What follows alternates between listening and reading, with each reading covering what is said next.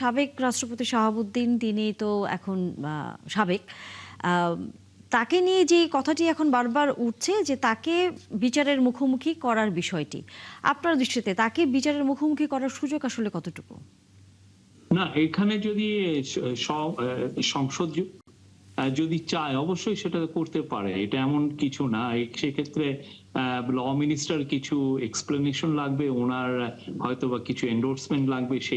তো সেই ক্ষেত্রে আমার মনে হয় না, এটা আপনি যদি কোনো ক্রিমিনাল অফেন্স করেন বা এমন কিছু কাজ করে আসেন যেটা রাষ্ট্রপতির অফিসকে টেইন্টেড করেছে, তো অবশ্যই আমার মনে হয় যে এখানে লিগাল মানে সাইডটা কতটা, আমার মনে হয় না যে এটাকে ওভাররাইড করা যায় বা এটাকে ওভাররুল করে আপনি এগোনো যায়। এটা নির্ভর করে যে জাতীয় সংসদে আমাদের সংসদ যারা ল মেকার আছে তারা কতটা এটাকে যত্নের সাথে এটা কতটা সিরিয়াসলি দেখতে চান, এটা একটা বড় জিনিস।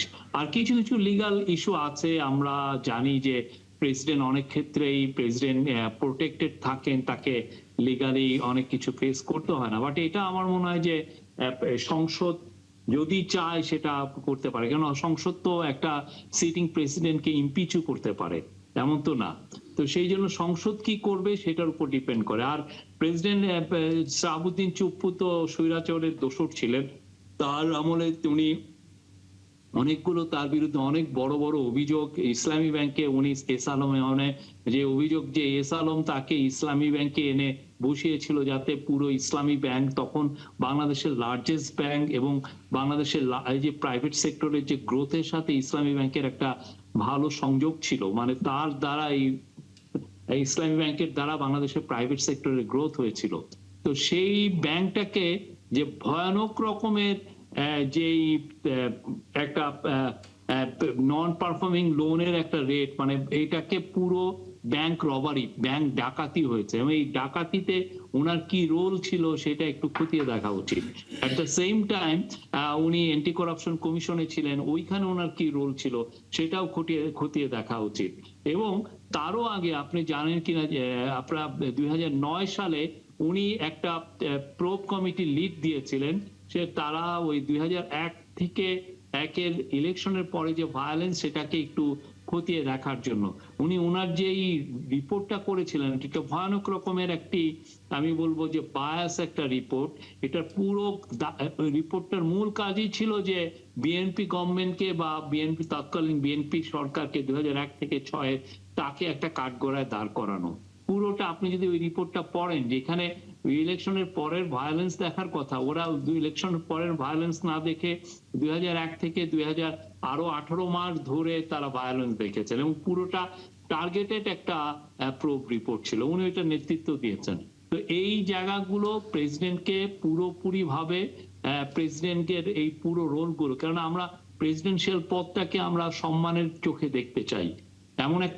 এমন একজন আসবেন যিনি এসে আমাদের স্টেটকে, মানে আমাদের রাষ্ট্রকে একটা নেতৃত্ব দেবেন, যতটাই সেরিমোনিয়াল হোক না কেন তার একটা প্রেস্টিজ আছে, সেই প্রেস্টিজে দ্বারা আমরা সবাই পুরো দেশ বেনিফিটেড হয়, তার প্রজ্ঞা দেশকে এগিয়ে নেয়। কিন্তু ওই জায়গায় যদি একটা টেইন্টেড লোককে দেওয়া হয় তখন ওই জায়গাটা পুরো মানে দূষণ হয়ে যায়, এবং ওই দূষণটা পুরো সমাজকে সামহাও ওইটা এফেক্ট করে। এবং প্রেসিডেন্ট শাহাবুদ্দিন চুপ্পুর নামে এই অভিযোগগুলো ছিল যে উনি এই প্রেসিডেন্টের পদটাকে দূষিত করেছিলেন। জি, জি। সালাউদ্দিন আইবি, এটা তো রীতিমতো এখন যেমন আমাদের অতিথিও বললেন যে কি ধরনের অভিযোগ তার বিরুদ্ধে আগে থেকে ছিল। সেই প্রেক্ষাপটে তাকে আপনারা বিচারের আওতায় আনার যে দাবি করেছেন এবং একই সাথে গণঅভ্যুত্থানের সময় তার যে ভূমিকা সেটি নিয়েও আপনারা তার বিরুদ্ধে ব্যবস্থা নেওয়ার কথা বলেছেন। সেই ক্ষেত্রে আপনার কাছে কি মনে হয় সরকারের অবস্থানটা আসলে কি? তারা কি করবে বিচার? প্রথমত হলো সরকারের বিচার করা উচিত কিনা, এটা একটা বড় প্রশ্ন। সরকার নয়, শুধু দেশের প্রয়োজনে আসলে তার বিচার হওয়া দরকার কিনা।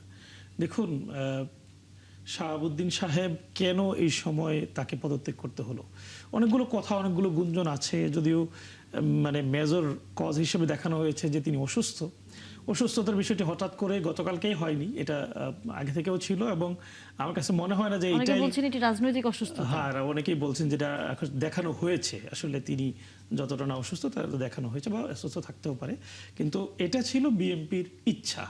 বা প্রধানমন্ত্রী বা মন্ত্রিপরিষদের ইচ্ছা যে তিনি পদত্যাগ করুক, তাদের ইচ্ছার প্রেক্ষিতে যে তিনি যেমন পদত্যাগ করেছে এবং তিনি আসলে গ্রেফতার হবেন কি হবেন না, এইটাও নির্ভর করবে বর্তমান সরকারের ইচ্ছার উপর। তবে আমার পক্ষ থেকে বা আমি যতটুকু চিন্তা করি, আমার দলের পক্ষ থেকেও বলা হয়েছে ইতিমধ্যে, যে তাকে বিচারের আওতায় না আনলে এ ধরনের অপরাধ থেকে যাবে, এ ধরনের অপরাধীরা পার পেয়ে যাবে। ধরুন যদি একটু কথা দেখেন যে এই মুহূর্তে তিনি কেন আসলে পদত্যাগ করতে বাধ্য হলেন বা করানো হলো, একটা গুঞ্জন আছে, আলোচনা আছে, আজকে কয়েকটা পত্রিকায় এসেছে মধ্যে যে লন্ডনে বসে তিনি শেখ হাসিনার সাথে কথা বলেছেন, এবং এর আগেও তিনি একাধিকবার শেখ হাসিনার সাথে কথা বলার চেষ্টা করেছেন বা বলেছেন, এমনকি লন্ডন থেকে আসার পরেও তিনি যোগাযোগ করেছেন বলে গণমাধ্যমে এসেছে।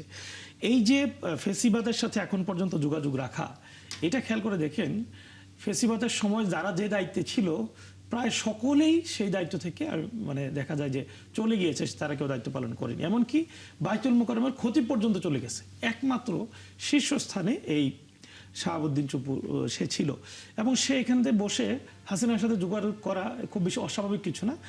মানে এটা তার জন্য আমি মনে করি সুযোগ ছিল তার যোগাযোগ করে, এবং করেছে, এবং সেই কাজটি করেছে। এবং সে যে তার এই দৃষ্টতা দেখাতে পারে, এটার একটা উদাহরণ হলো মানব জমিনের সাক্ষাৎকারে তিনি মতিউর রহমান সাহেবের কাছে বলেছেন যে রাষ্ট্রপতি হিসেবে তিনি হাসিনার পদত্যাগপত্র পাননি বা হাসিনা পদত্যাগ করেননি, এরকম কথা তিনি বলেছেন।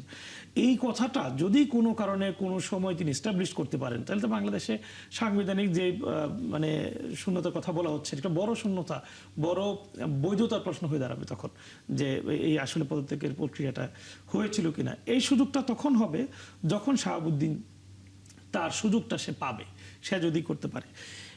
এরপরে যদি দেখেন যে সে আসলে খুবই ধূর্ত টাইপ একজন মানুষ। ধূর্ত কেন বলবো, তিনি খুব অবলীলায় যেভাবে শেখ মুজিবুর রহমানকে বাংলাদেশের একেবারে সর্বোচ্চ পদের ব্যক্তি হিসেবে খুব অবলীলায় বলেছেন, এবং আমার মানে সুযোগ হয়েছে সংসদ সদস্য হিসেবে সংসদে তিনি যখন ঢুকেন এবং তিনি যখন বক্তব্য দেন, পরবর্তীতে আমি টেলিভিশনে সেটা দেখেছি, বক্তব্যের সময় আমরা তো ওয়াকআউট করেছিলাম, দেখলাম যে খুবই অবলীলায় সেই হাসিনার মানে তৈরি করা শাহাবুদ্দিন চুপ্পু অবলীলা হাসিনার বিরুদ্ধে মানে এক গাদা বক্তব্য তিনি দিয়ে গেলেন, যে হাসিনা ফেসিবাদ, হাসিনা খুন করেছে, হাসিনা গুম করেছে। কেউ বলবে না যে এই লোক কখনো হাসিনা প্রশংসা করেছে, তার চেহারা তখন এটা বলে নাই। এই ধরনের অপরাধী যারা, আমার কারাগারে থাকার সুযোগ হয়েছে দীর্ঘদিন, বছরের পর বছর, কারাগারে অপরাধীরা একটা সময় তারা অপরাধকে অপরাধ মনে করে না। এইটা বলেছে কেন আসলে, মানে আমি 2-3টা খুন করছিলাম তো এই জন্য ভিতরে আসছি, খুবই স্বাভাবিক মনে হয় তার কাছে একটা মানুষ খুন করেছে।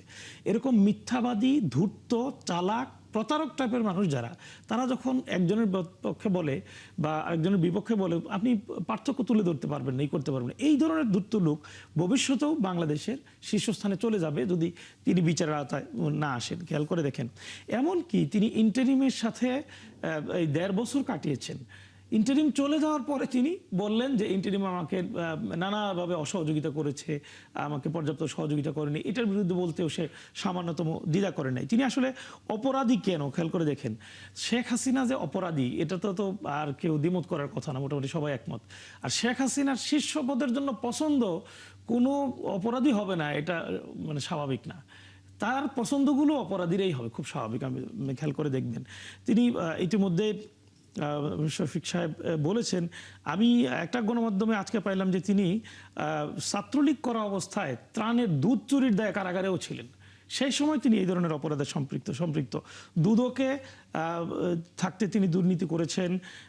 সবচেয়ে বড় দুর্নীতির যে ঘটনা, এবং ইতিমধ্যেই আদালত তার বিরুদ্ধে এই মামলা চালানোর ব্যাপারে আদালতে রিট হয়েছে, এবং আদালত প্রাথমিকভাবে এটাতে দিয়েছে, সেটা হলো ইসলামী ব্যাংকের যেই মামলা, সেখানে 80,000 কোটি টাকা তিনি তার যে প্রতিষ্ঠান, সেই প্রতিষ্ঠানের মাধ্যমে এখান থেকে নিয়েছেন। যে এই যে নিয়েছে ইসলাম ব্যাংকের এই পুরো ঘটনার সাথে যদি মানে 2 জন লোককে তালিকা করা হয়, তাহলে এই এস আলম গ্রুপের শাহ আলম সাহেবের পাশাপাশি তার নামটা এখানে আসে, কারণ তিনি ইসলামী ব্যাংকের ভাইস চেয়ারম্যান ছিলেন, এবং ওই বিল্ডার্সের যে সিজেরএম যে বিল্ডার্স, এই বিল্ডার্সের কর্ণধার হিসেবে তিনি ভুয়া কিছু প্রতিষ্ঠানের তালিকা দিয়ে, 24টা প্রতিষ্ঠানের তালিকা দিয়ে 80,000 কোটি টাকা সেখান থেকে নিয়েছেন।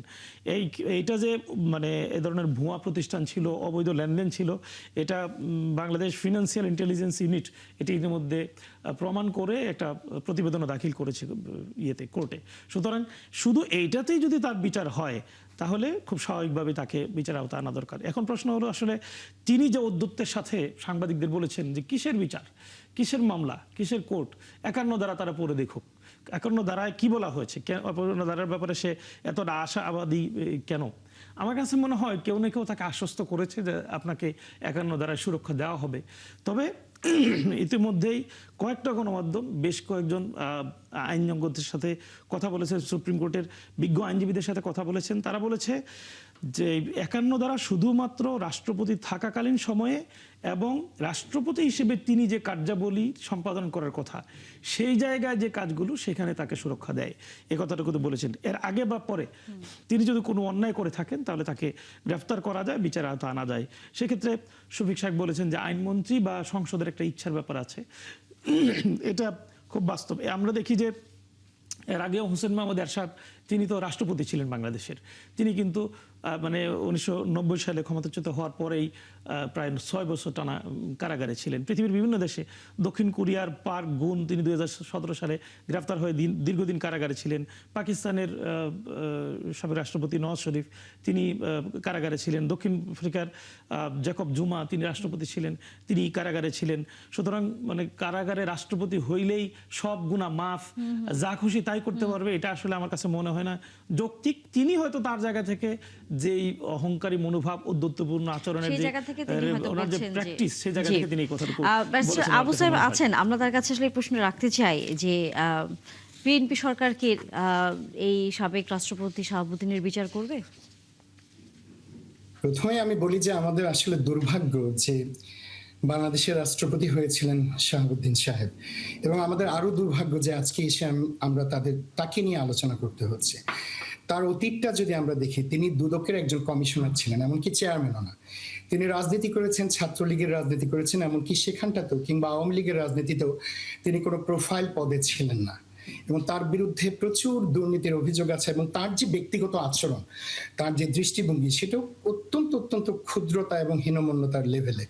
সেই মানুষ সম্পর্কে আজকে আমাদেরকে আলোচনা করতে হচ্ছে। তো আমি একটু বিস্তারিত বলবো কনস্টিটিউশনাল এবং আইনগত আসপেক্টটা। তার আগে আমি জনাব শফিকুল আলম এবং সালাউদ্দিন আইয়ুবী, তাদের কথা একটু বিশ্লেষণ করতে হচ্ছে। শফিকুল আলম সাহেব বলেছেন যে এখানে সংসদের ইচ্ছের একটা ব্যাপার আছে কিংবা আইনমন্ত্রীর অ্যানালাইসিসের বিষয় আছে। আসলে নাই, সংসদেরও কোনো বিষয় নেই, আইনমন্ত্রীরও কোনো বিষয় নেই।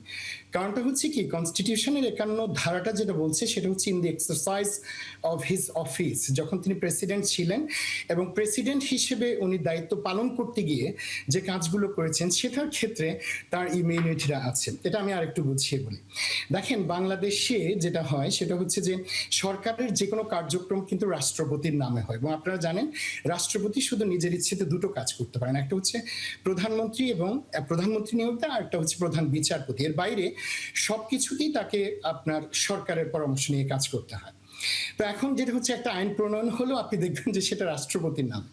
সুতরাং এই জায়গাটাতে বলা হচ্ছে যে কোনো কাজ তিনি অন্যায় করেছেন কিনা, দেশের বিরুদ্ধে করেছেন কিনা, ফৌজদারি অপরাধ করেছেন কিনা, তার অফিস এক্সারসাইজ করতে গিয়ে সেক্ষেত্রে তিনি ইমিউন থাকবেন।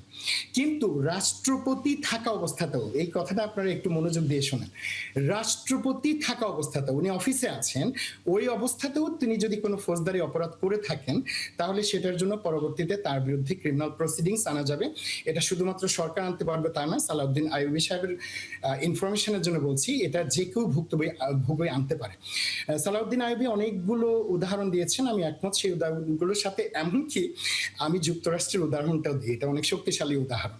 ট্রাম্প যখন তার প্রেসিডেন্ট পদ থেকে চলে গেলেন, তার বিরুদ্ধেও কিন্তু মামলা হয়েছে, এবং তার বিরুদ্ধে যে মামলা হয়েছে সেই মামলাটাতে তিনি তার অফিস এক্সারসাইজ করার সময়, অর্থাৎ নির্বাচনের ফলাফল ঘুরিয়ে দেওয়ার জন্য, বানচাল করবার জন্য যা করেছেন সেটাও কিন্তু তার মামলাতে এসছে। একটা বিষয় হচ্ছে যখন প্রেসিডেন্ট কেউ থাকবেন, অর্থাৎ অফিসে আছেন, ওই মুহূর্তে তার বিরুদ্ধে কোনো ক্রিমিনাল প্রসিডিংস আনা যায় না। যুক্তরাষ্ট্র আনতে পারবেন না, বাংলাদেশও আনতে পারবেন না। কিন্তু আপনি যদি তাকে ইমপিচ করে দেন, তাহলে ইমপিচ করে ফেলবার পর তিনি যখন পদ থেকে সরে যাচ্ছেন তখন আপনি তার বিরুদ্ধে মামলা করতে পারবেন। আর যিনি পদত্যাগ করবেন বা মেয়াদ শেষ হয়ে যাবে তার বিরুদ্ধে তো আপনি যে কোনো মামলা আনবার ক্ষেত্রে আপনার কোনো ধরনের কোনো বাধাই নেই। এখন বিষয়টা হচ্ছে কি, তিনি যে অন্যায়গুলো করেছেন, তার বিরুদ্ধে যে অভিযোগগুলো এসছে, এগুলো খতিয়ে দেখা দরকার। এখন এই ক্ষেত্রে যদি সংসদ যদি মনে করে যে বিশেষ কোনো কমিটি দিয়ে তার বিরুদ্ধে কোনো ইনভেস্টিগেশন হবে, সেটা সংসদ করতে পারে। ক্রিমিনাল প্রসিডিংস আনবার জন্য আমি আবারও বলি, সংসদের উপর আমাদের চেয়ে থাকার কোনো কিছু নেই। সংসদের দিকে তাকিয়ে থাকতে হবে না, কিংবা আইনমন্ত্রীর দিকে তাকিয়ে থাকবে না। যে কোনো ভুক্তভোগী তার বিরুদ্ধে আপনার আদালতে মামলা করতে পারবেন, পুলিশ স্টেশনে যেতে পারবেন, এ নিয়ে কোনো সমস্যা নেই। প্রশ্নটা করেছেন যে সরকার করবে কিনা। এখন কারো বিরুদ্ধে যদি সুনির্দিষ্ট অভিযোগ থাকে, দুর্নীতির অভিযোগ থাকতে পারে, ফৌজদারি অন্যান্য অপরাধের অভিযোগ থাকতে পারে, তাহলে যে ক্ষেত্রে স্টেট বাদী হবার মতো বিষয় থাকবে, সেক্ষেত্রে অবশ্যই স্টেট করবে বলে আমি আশা করি। তবে এক্ষেত্রে বিরোধী দল শুধু সরকার করবে কিনা, কিংবা সরকারের দিকে তাকিয়ে থেকে নিজেদের ঘাট থেকে দায়িত্বটা সরিয়ে ফেলবেন, নিজেরা উদ্যোগ নেবেন না, আমি সেটার সাথেও একমত না। এই ক্ষেত্রে সমাজের যেই সুশীল অংশটুকু আছে, সাংবাদিক থেকে শুরু করে অন্যান্য অংশ, যারা আমরা বিবেকবান, যারা আমরা মনে করি যে বুদ্ধিজীবী, তাদের সকলকে একটা জায়গায় আসতে হবে। এবং এটা আমি মনে করি যে তিনি যে অপরাধগুলো করেছেন বলে আজকে অভিযোগ উঠছে, যে অপরাধগুলো তিনি করে থাকতে পারেন, তবে তার আচার আচরণ যে ধরনের, সেটা নিঃসন্দেহে একজন প্রেসিডেন্ট হিসেবে আমাদের কাছে লজ্জার বিষয়।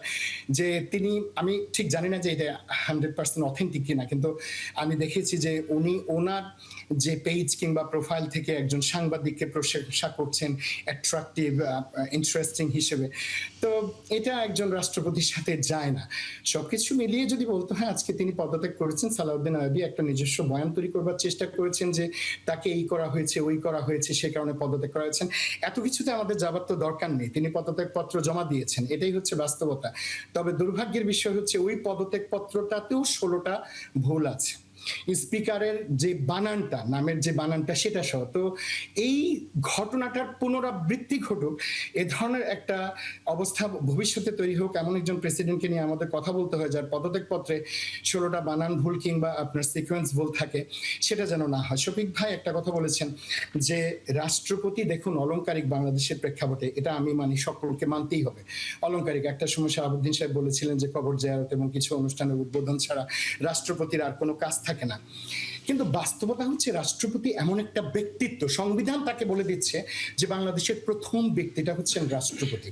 সুতরাং রাষ্ট্রপতির কিন্তু অনেক সুযোগ থাকে, স্পেশালি যখন এমন কোনো সার্কামস্ট্যান্সেস তৈরি হয় যেটা ডিজাস্টার, যেটা একটা রাষ্ট্রের জন্য মৌলিক পরিবর্তনের সময়, সেই সময়টাতে রাষ্ট্রপতি চাইলে অনেক কিছু করতে পারেন। তিনি তার পদত্যাগ পত্রে যেটা উল্লেখ করেছেন যে 5ই আগস্ট ঘটবার পরে তিনি অ্যাপেলেট ডিভিশনকে তখন চিঠি লিখেছিলেন এবং পরামর্শ চেয়েছিলেন। এই যে রাষ্ট্রপতির চাইবার একটা ক্ষমতা, সেটা প্রয়োগ করবার মতো যোগ্যতাও তো থাকা দরকার। আমি মনে করি যে এক্ষেত্রে ভবিষ্যতে যারা প্রেসিডেন্ট হিসেবে আমাদের দেশে আসবেন, তাদের সে যোগ্যতাটা থাকবে। এবং আমরা ঠিক এই প্রসঙ্গে একটু জানতে চাই, যেহেতু এখন নিশ্চয়ই বিএনপির উচ্চ পর্যায়ে আলোচনা হচ্ছে কাকে পরবর্তী রাষ্ট্রপতি হিসেবে নিয়োগ দেওয়ার বিষয়টি, এই যে আমরা যাকে নিয়ে আলোচনা করছি তার যেই ধরনের অতীতের ঘটনা বলেন, এবং একই সাথে যতটুকু আমরা সেই সময় রাজনীতিতে আমরা দেখেছি যে দলের অনেককে ডিঙিয়ে হঠাৎ করে এমন বিতর্কিত একটা ব্যক্তিকে নিয়ে সে রাষ্ট্রের প্রধান করে দেওয়া হলো, সেটি নিয়েও আলোচনা তখন হয়েছিল। এই বিষয়গুলো নিশ্চয়ই বিএনপি ভাবছে যে এরকম কোনো ব্যক্তিকে সামনে নিয়ে আসা হবে না যাকে নিয়েও কোনো ধরনের আলোচনা বা বিতর্ক তৈরি হয়। একটা বিষয় হচ্ছে যে আপনি বলছেন যে বিতর্কিত কোনো ব্যক্তিকে নিয়ে আসা হয়েছে, এই জায়গাটা হয়তো পোলাইটলি আমার একটু দ্বিমত থাকবে। হতে পারে যে রাজনৈতিক কোনো নেতা বা নেত্রীকে আনা হয়নি, অন্য কোথাও থেকে নিয়ে এসছে, সেটা একটা বিষয়। কিন্তু একেবারে বিতর্কিত কোনো ব্যক্তিকে আপনার রাষ্ট্রের প্রধান হিসেবে, রাষ্ট্রপতি হিসেবে নিয়ে আসা হয়েছে, অন্তত বিএনপির শাসন আমলে, যিনি হয়তো কখনো আমাদের কারো প্রোফাইলের নিচে লিখবেন না যে নাইস এবং অ্যাট্রাকটিভ, এই ধরনের কথা যিনি লিখবেন না, আমি যদি সেভাবেও যদি বলি, সেই কথাটা আমি একমত আপনার সাথে। এবং আমি তো অবশ্যই চাই না, ইতিমধ্যে আমাদের দল থেকে যেটা বলা হয়েছে যে আমাদের স্থায়ী কমিটিতে আলোচনা করা হবে। দেখেন, বিএনপি সরকার গঠনের পর থেকে আজকে 5 মাস 6 মাস হতে চললো, আমরা যে বার্তাটা জনগণকে দিচ্ছি সেটা হচ্ছে যে আমরা এমন কোনো কিছু করব না যেটা জনগণ অখুশি হয় কার্যক্রমে। হ্যাঁ, অনেক বিতর্ক থাকবে আমাদের প্রায়োগিক দিক থেকে, সেটা কিন্তু আলোচনা করার হয়তো সুযোগ থাকবে, আইয়ুবী ভাই বলবেন বা শফিক ভাই বলবেন। কিন্তু আপনার যেই আউটকাম যেটা, সেই জায়গাটাতে আমরা এমন কোনো কিছু করব না যে জায়গাটা মানুষকে হতাশ করবে। সুতরাং স্থায়ী কমিটিতে আলোচনা হবে। আমাদের মাননীয় প্রধানমন্ত্রী তার যে ইচ্ছে, আমাদের দলের যে ইচ্ছে, সেটা অবশ্যই মানুষের ইচ্ছের বিরুদ্ধে যাবে না, এটা আমি আশা করতে পারি। একটা জিনিস আমি আপনাকে বলি, যেই রাষ্ট্রপতিকে মানে পোড়া কপাল আর কি আমার এক যুক্তরাজ্যে আমি যখন প্র্যাকটিস করতাম তখন একদিন দেখি যে আমার একজন ক্লায়েন্ট এসছে, তার নামই হচ্ছে পোড়া কপাল। আমি কিন্তু এটা সত্যিকার অর্থে বলছি, একটা উদাহরণ, তার নাম পোড়া কপাল। আমি জিজ্ঞেস করলাম পোড়া কপাল কেন? সারাটা জীবন আমার শুধু কপাল পড়ে যায়, যখনই ভালো কিছুর আশা করি তখনই কপাল পড়ে যায়, এই জন্য নাম চেঞ্জ করে পাসপোর্টে দিয়ে দিয়েছি পোড়া কপাল। তো আমার কাছে কেন জানি মনে হয় আমরা জাতি হিসেবে পোড়া কপাল, এখন বারবার শুধু আমাদের কপাল পড়ে, এই কপালটা যেন আর না পড়ে। তবে বিএনপির স্থায়ী কমিটি থেকে যদি কেউ একজন প্রেসিডেন্ট আসে, ধরে নেন যে আমরা ধরে নিলাম যে বিএনপি সিনিয়র নেতৃবৃন্দের মধ্য থেকে আমাদের বর্তমান মাননীয় স্পিকার হাফিজ সাহেব থেকে শুরু করে সকলের ক্ষেত্রে, তাহলে যে কোনো কেউ একজন যদি প্রেসিডেন্ট আসেন, সেটা শাহাবুদ্দিনের সাথে তুলনার কোনো প্রশ্ন আসবে না। তারা অনেক অনেক বেশি প্রবীণ রাজনীতিবিদ হিসেবে দক্ষ, তাদের অবদান আছে, তারা দেশপ্রেমিক, আচ্ছা, তারা শিক্ষিত। এই জায়গায় একটি প্রশ্ন, সেটি হচ্ছে যে জুলাই সনদে আমরা দেখেছি যে প্রধানমন্ত্রী এবং রাষ্ট্রপতির ক্ষমতার ভারসাম্যের একটি বিষয় নিয়ে আলোচনা হয়েছে। এখন আমরা যাকে রাষ্ট্রপতি হিসেবে সামনের দিনগুলোতে পাবো দেশের জন্য, তখন নিশ্চয়ই এই বিষয়টা নিয়ে আলোচনা করবার সুযোগ তো থাকা উচিত, কারণ এটা তো সংবিধান সংশোধনেরও একটি বিষয় রয়েছে এখানে। জি, অবশ্যই। এটা ইতিমধ্যেই রাষ্ট্রপতি নিয়ে যেখানে যেখানে আলোচনা হচ্ছে, এটা একটা জোরালো দাবি উঠছে যে শুধুমাত্র পুতুল রাষ্ট্রপতি, এটা ইতিমধ্যে সায়েম সাহেবও বলার চেষ্টা করছিলেন, আমি মনে হয় বলতেছেন, সায়েম সাহেব বলার চেষ্টা করছিলেন যে আসলে রাষ্ট্রপতির শুধু দুইটা কাজ থাকে। আমি তো মনে করি এই দুইটাও আসলে ওনার কাজ না। কে প্রধানমন্ত্রী হবে এটা রাষ্ট্রপতি আসলে সিলেক্ট করে না, ওই দল থেকেই এক ধরনের ইঙ্গিত দেওয়া হয় এবং রাষ্ট্রপতি শুধু শপথটা পড়ান আর কি। আর আদতে রাষ্ট্রপতি শুধুমাত্র তার নামে যে বিলগুলো যায় সেটা স্বাক্ষর করেন, এবং সংসদের বিলে সুন্দর করে বলা আছে রাষ্ট্রপতি যদি স্বাক্ষর না করেন, একটা সার্টেন টাইম বা পিরিয়ড আছে, দেওয়া আছে, এবং এই টাইমের মধ্যে স্বাক্ষর না করলে তিনি সেটাতে স্বাক্ষর করেছেন বলে ধরে নেওয়া হবে। সুতরাং রাষ্ট্রপতির আদতে আসলে এখন কোনো কাজই নাই, একেবারে বলতে পারেন যে পুতুল হিসেবে। তো এই যে পুতুল রাষ্ট্রপতি, এই জায়গা থেকে মেরুদণ্ড সোজা করে দাঁড়াইতে পারবে, নিজের মতো করে দেশের প্রয়োজনে যে কোনো প্রয়োজনে কথা বলতে পারবে, এইটা মানে খুব বেশি জরুরি। একটু যদি আমি মানে প্রিভিয়াস হিস্ট্রি দেখেন, আমাদের আপনি যে কথাটুকু বলেছিলেন যে অতীতের রাষ্ট্রপতির শিক্ষা থেকে এবার একটা ভালো রাষ্ট্রপতি আমরা পাবো কিনা, অতীত রাষ্ট্রপতির মধ্যে কারা কি অবস্থান ছিল সেটা নিয়ে কথা বলেছেন, সেখান থেকেও আগামী রাষ্ট্রপতি কেমন হবে এটার একটা শিক্ষা বিএনপিকে অন্তত নেওয়া উচিত আমি মনে করি। বিএনপি রাষ্ট্রপতির ইতিহাস দেখেন, আমাদের মানে অবিসংবাদিত রাষ্ট্রপতি বলা যায় জিয়াউর রহমান সাহেবের পরে তিনি যাকে রাষ্ট্রপতি বানিয়েছিলেন আব্দুল সাত্তার সাহেব কিন্তু পরবর্তীতে দলটাকে আসলে সেভাবে ধরে রাখতে পারেননি। তিনি একটা হেফাজত সিচুয়েশনের মধ্যে দলটাকে দিয়ে গেছেন এবং দেশটাকে এমন জায়গায় নিয়ে গেছেন। সুতরাং সেই সিলেকশন কতটুকু যৌক্তিক ছিল এটাও বিএনপি চিন্তা করার সুযোগ আছে। একেএম বদরুদ্দোজা যে বিএনপি তাকে রাষ্ট্রপতি বানাইলো, সেই বিএনপি বলা যায় তাকে টেনে আবার সেখান থেকে নামাইতে হয়েছে, এবং একেএম বদরুদ্দোজা একটা সময় গিয়ে আওয়ামী লীগের সাথে মিলে এই বিএনপির বিরুদ্ধে আন্দোলন সংগ্রাম পর্যন্ত করেছে। এই ধরনের পরিস্থিতির শিকার যাতে বিএনপিকে না হতে হয়, সবচেয়ে ভয়াবহ বিপর্যয় হয়েছে হলো ইয়াজউদ্দিনের সময়। ইয়াজউদ্দিন আপনি খেয়াল করে দেখেন যে বাংলাদেশে যেই সিচুয়েশনে মানে 28শে অক্টোবরের ঘটনা ঘটলো, এখানে তো দেখেছেন আপনার মনে থাকার কথা। এই চিত্র আমি তখন মানে অনেক ছোট আর কি, টেলিভিশনে যখন দেখলাম যে জরুরি অবস্থা জারি করেছে, এরকম সিচুয়েশন বাংলাদেশে প্রায়শই হয়ে থাকে যে একদল আন্দোলন করে, সংগ্রাম করে, রাজপথে হয়। এই প্রেক্ষিতে এই ইয়াজউদ্দিন সাহেব যে সিচুয়েশনে বাংলাদেশে জরুরি অবস্থা জারি করলো, এরকম আমি মনে করি যে এরকম মেরুদণ্ডহীন ব্যক্তি যদি বাংলাদেশের রাষ্ট্রপতি হয় তাহলে বিএনপির জন্য ভয়াবহ বিপর্যয় অপেক্ষা করতেছে। কারণ আওয়ামী লীগ তো বসে থাকবে না, আওয়ামী লীগে যে এরকম চুপ্পুর মতো লোকজনকে দিয়েই বাংলাদেশে আবার পরিস্থিতি ঘোলা করার চেষ্টা করবে, উত্তপ্ত পরিবেশ তৈরি হবে। সেই সময় মুখ্য ভূমিকাটাই থাকে কিন্তু রাষ্ট্রের প্রধান যিনি থাকেন, রাষ্ট্রপতি যিনি থাকেন। বিশেষ করে নির্বাচনকালীন সরকার ব্যবস্থা কেমন হবে, তত্ত্বাবধায়ক ব্যবস্থা যেহেতু ফিরে এসেছে, সুতরাং তত্ত্বাবধায়ক সরকারের সময় এসে সরকারি দল বিরোধী দলের মধ্যে টানাপোড়েন হয়, এই সময় রাষ্ট্রপতির একটা নিরপেক্ষ ভূমিকা থাকা উপযোগী রাষ্ট্রপতি তিনি যাতে বাংলাদেশে হয়, এটা বিএনপিকে বিশেষভাবে খেয়াল করা দরকার। আমরা দেখি যে অনেক সময় প্রশ্নবিদ্ধ ব্যক্তিকে, দুর্নীতিতে যুক্ত ব্যক্তিকে রাষ্ট্রপতি পদে পদায়ন করা হয়। এরকম বাংলাদেশের রাষ্ট্রপতি হয়েছে যে তার সন্তানেরা নানা অপরাধের সাথে সম্পৃক্ত ছিল। ইভেন আমরা যে রাষ্ট্রপতিকে ইতিমধ্যে বিদায় দিলাম, তার সন্তানের ব্যাপারে দুর্নীতির নানা অভিযোগ আছে। এই ধরনের সব কিছু যাচাই বাছাই করে মানে রাষ্ট্রপতি করা হয়। আরেকটা বিষয় মানে ওই সময় বলার ছিল, সেটা হলো যে বর্তমান রাষ্ট্রপতি যেন কোনোভাবে দেশের বাইরে যেতে না পারে। চিকিৎসার নামে তিনি দেশের বাইরে যাওয়ার একটা সম্ভাবনা ইতিমধ্যেই বোঝা যাচ্ছে, তিনি চাচ্ছেন। তিনি দেশের বাইরে গিয়ে হাসিনার সাথে কথা বলেছেন বলে যে নিউজ ইতিমধ্যে পত্রপত্রিকা এসেছে, গণমাধ্যমে এসেছে, এটা যদি সত্য নাও হয়, ভবিষ্যতে বাংলাদেশের কোনো সংকটকালে তিনি তার অতীতের বন্ধু ফেসিবাদের সাথে আবার হাত মিলিয়ে কথা বলতে পারেন, কোনো ধরনের অপরাধের সাথে সম্পৃক্ত হতে পারেন। বিশেষভাবে বাংলাদেশের স্পর্শকাতর জায়গায় তিনি ছিলেন। এক্ষেত্রে বাংলাদেশের অনেক গুরুত্বপূর্ণ তথ্য উপাত্ত, সংকটকালীন সময়ের যে চিত্র, মানে আমি মনে করি যে 3 বাহিনীর সকল তথ্য সবকিছু তার কাছে ছিল।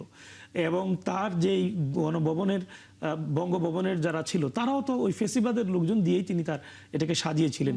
সে তাদেরকে নিয়ে বাংলাদেশ বিরোধী কোনো ষড়যন্ত্র তিনি করে কিনা, এটা বিদেশে গেলে নিয়ন্ত্রণ করা সরকারের পক্ষে কোনোভাবে সম্ভব নয়। এবং এক্ষেত্রে আমি একটা উদাহরণ দিব, সেটা হলো রাষ্ট্রপতি ছিলেন, তার চিকিৎসা হওয়াটা খুবই যৌক্তিক এবং সম্মানের সাথে তার চিকিৎসা হতে পারে। সেক্ষেত্রে বাংলাদেশেই যেন হয় সে চিকিৎসা। বাংলাদেশে হওয়াটা কেন দরকার? দেখেন, আমাদের সম্মানিত বিরোধী দলের নেতা ডাক্তার শফিকুর রহমান, তিনি কিন্তু স্টেজে পড়ে গিয়েছিলেন, 4টা ব্লক তার ধরা পড়েছিল, অসুস্থ হয়েছিল। সকল ডাক্তার এক বাক্যে বলেছে তাকে দেশের বাইরে, সিঙ্গাপুর অথবা ব্যাংকক অথবা অন্য কোনো দেশে, লন্ডনে তার জন্য চিকিৎসা করা হয়। যুক্তরাষ্ট্রের নেওয়ার ব্যাপারে কথা এসেছিল, কিন্তু তিনি বলেছিলেন যে আমি বাংলাদেশে চিকিৎসা করাবো, যদি আমার রব আল্লাহ তাআলা আমাকে বাঁচিয়ে রাখেন তাহলে হয়তো বাংলাদেশ চিকিৎসা বাঁচিয়ে রাখবেন। এবং সেটা ইউনাইটেড হসপিটালে, বাংলাদেশের একটা হসপিটালে চিকিৎসা হয়েছে। আলহামদুলিল্লাহ তিনি এখন সুস্থভাবে এখন আন্দোলন সংগ্রাম সহ সকল কাজে ভূমিকা পালন করছেন। সুতরাং বাংলাদেশে এই ধরনের একটা দৃষ্টান্ত স্থাপন হতে পারে যে রাষ্ট্রপতিও বাংলাদেশে চিকিৎসা নেয়, এটা আমাদের জন্য একটা আশাবাদী দিক হবে ইনশাআল্লাহ।